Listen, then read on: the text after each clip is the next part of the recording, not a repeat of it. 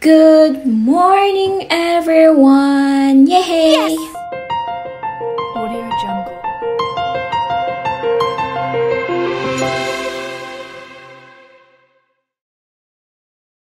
At dahil nga Saturday ngayon at wala naman akong pasok sa office at wala rin naman akong lakad, so it's time for me na gumawa na naman ng gawaing bahay. Pagkagising ko nga, una kong pinuntahan itong bakuran ng aming kapitbahay. Magluluto kasi ako ngayon ng tinola, kaya lang wala kaming malunggay.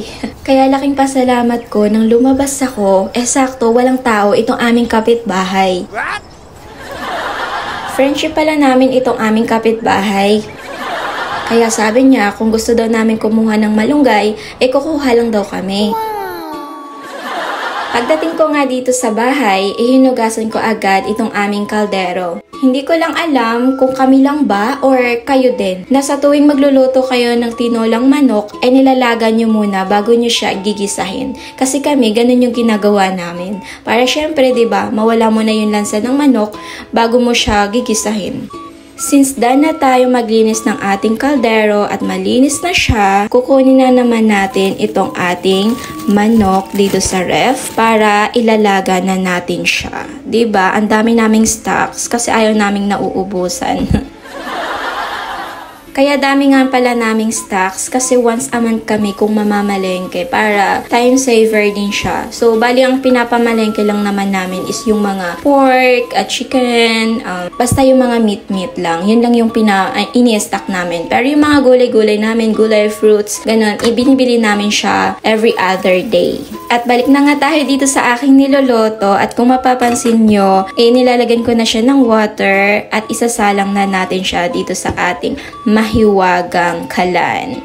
Bago ko nga i-prepare ang ricado ng aking tinulang manok, maghuhugas muna ako nitong sandamakmak na hugasin namin. Para diba kapag gagalaw tayo malinis ang ating ginagalawan. Huwag nyo na nga palang pansinin itong aking mukha, kakagising ko lang dito at wala talaga akong kaayos-ayos dito. Nilinis ko na rin nga pala itong aming buong bahay kasi napakadumi at daming alikabok dahil sobrang lakas ng hangin dito.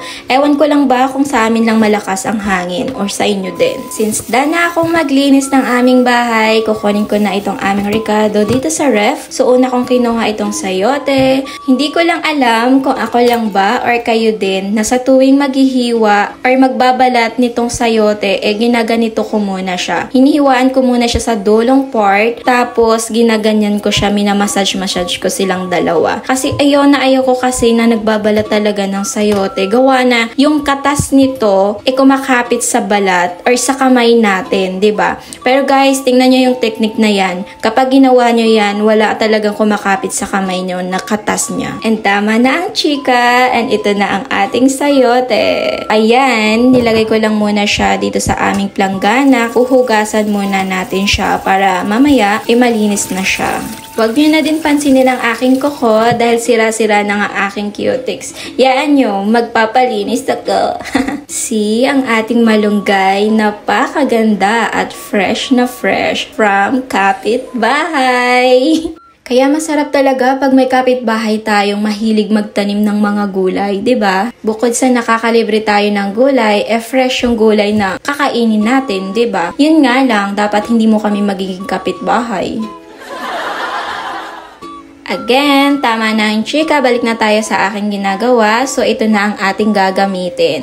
So, kung mapapansin nyo, ang ating manok ay medyo buto-buto yan lahat kasi hindi naman gaano kumakain ng manok itong mga kasama ko dito sa bahay at pampalasa lang talaga ang aming manok. Sisimulan na natin ang ating pagluluto ng tinolang manok. Yummy! So, una kong kinuha dito ang ating sandok and then ilagay na natin ang ating mantika. Sunod ko naman dito ang ating loya at halo-haloin lang natin ng very slight. And then, ilagay rin natin ang ating bawang. Next ko naman na nilagay dito ang ating sibuyas. Ayan, fresh na fresh. Pero hindi yan sa kapitbahay namin kinuha.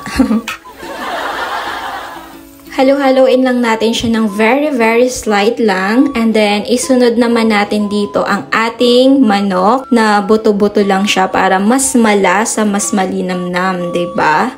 Naglagay na rin ako dito ng patis at konting paminta lang. So, yung para magkaroon lang siya ng lasa. Pero hindi na ako naglalagay dito guys ng asin kasi sobrang pait na yon at iba na yung lasa niya kapag mayroon na siyang asin. Ewan ko kung ako lang or kayo din ba na hindi na kayo naglalagay ng asin kapag meron ng patis. Then, halo-haloin lang natin siya ng very slight para ma-absorb ng ating manok ang mga seasoning na nilagay natin. Ayan, kumulo na siya. Dahil kumulo na siya, ilagay na natin itong ating sayote. Then after nyan, halo-haloin lang natin para ma-absorb din ng ating sayote yung mga seasoning at yung mga sabaw-sabaw nito para, 'di ba, masarap. Hindi ko na rin pala napakita sa inyo na nilagyan ko siya ng mainit na tubig. Ayan, nilagay ko na rin pala itong ating malunggay na galing nga sa ating kapitbahay. So, ayan, hinalo-halo ko lang siya para, 'di ba, ang sarap niyan. And after niyan, syempre, titikman na natin kung masarap or hindi. So, dapat masarap siya. Hindi pwedeng hindi siya masarap kasi loto natin yan. Yan lang. Bye, guys!